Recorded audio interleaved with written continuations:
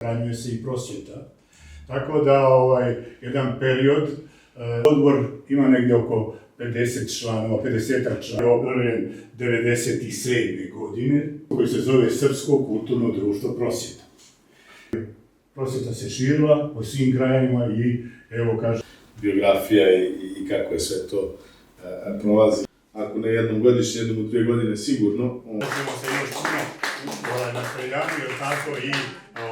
Ne baš da je gotovo, ali tu je. Se razmišljamo. Ovo je jedan od detinjstva, tako? Tačan podatak. Ja vas se zajedno pozivam ime naše Srpske pravoslavne crkvene opštine Ošac. Monumentalna salva crkve koja nažalost ovakva još pravoslavna crkva druge godine.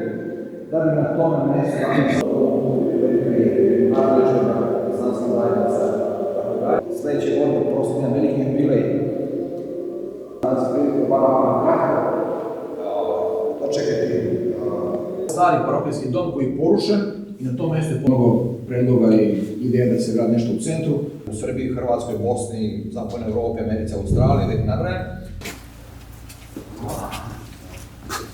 Prikaz prvog srpskog doma u Osijeku koji je drugog svjetskog rata, 39. godine, 44. godine, nažalost, kada su opet britanske i specifična priča, zaista nevjerovatna priča, da smo stavili i od jednih i od neobična priča ovdje da se. Ploču koja je postavljena, evo, sastanke, evo. Imaju ocjenu za aeronauke kao da ova osnovna škola preko puta je jedina škola, dakle, na teritoriji grada.